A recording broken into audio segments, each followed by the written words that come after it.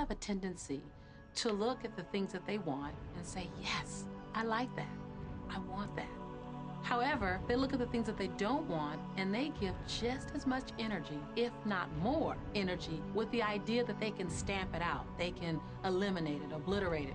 In our society, we've become content with fighting against cancer, fighting against poverty, fighting against drugs, fighting against terrorism, fighting against violence. We tend to fight everything we don't want. Anything we focus on, we do create. So if we're really angry, for instance, at a war that's going on, or strife, or suffering, we're adding our energy to it. We're pushing ourselves, and all that only creates resistance. The reason that what you resist persists is because if you're resisting something, you're saying, no, I don't want this thing because it makes me feel this way, the way I'm feeling right now. So you're just putting out this really strong emotion of, wow, I really don't like this feeling, and it's there, and it just comes racing towards you. You know, the anti-war movement creates more war. The anti-drug movement has actually created more drugs because we're focusing on what we don't want, drugs. How much sense does it make for us to give the problem all of the energy, as opposed to focusing on trust, love, living in abundance, education, peace? Mother Teresa was brilliant. She said, I will never attend an anti-war rally. If you have a peace rally, invite me. You know, she knew. She understood the secret.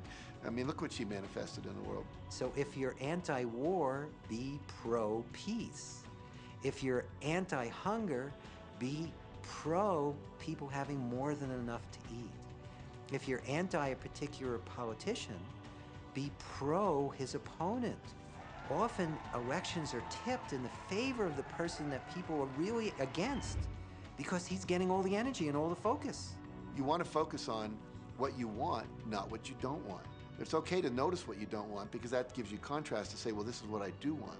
But the fact is that the more you talk about what you don't want or talk about how bad it is, read about all of that all the time, and then say, oh, how terrible it is, well, you're creating more of that.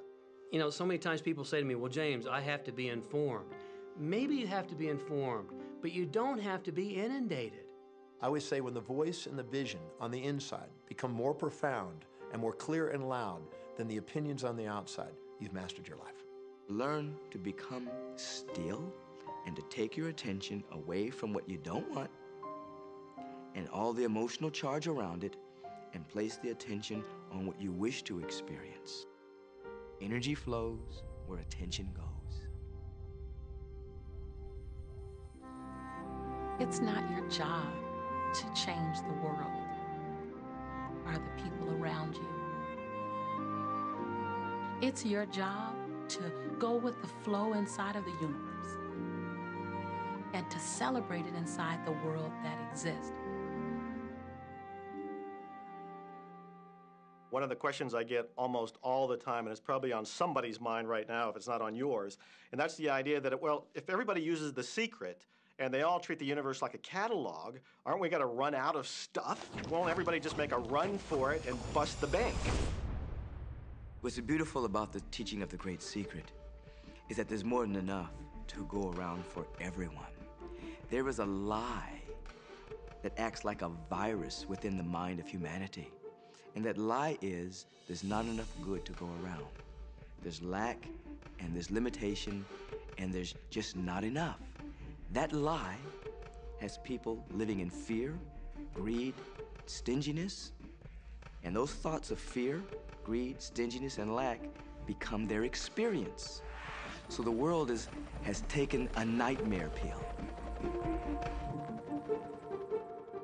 Now the truth is, there's more than enough good to go around. There's more than enough creative ideas. There's more than enough power. There's more than enough love. There's more than enough joy. All of this begins to come through a mind that is aware of its own infinite nature.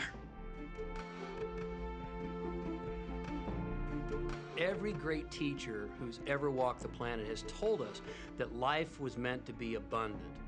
And so just when we think that resources are dwindling, we find new resources to achieve the same things.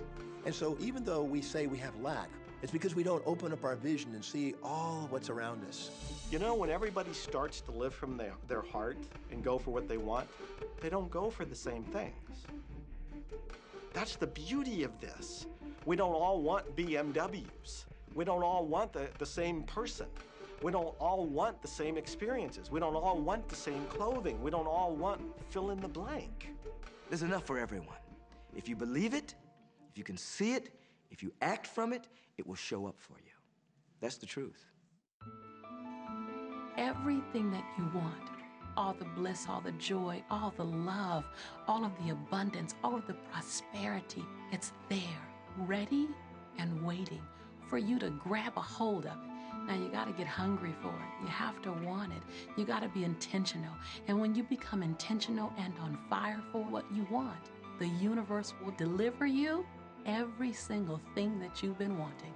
Recognize the beautiful and wonderful things around you and bless and praise them.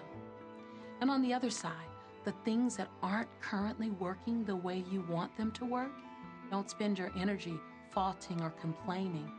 Embrace everything that you want so you can get more of it. Most of the leaders in the past missed the great part of the secret, which is empowering and sharing with others. This is the best time to have ever been alive in history. It's the first time we've ever had the power to gain knowledge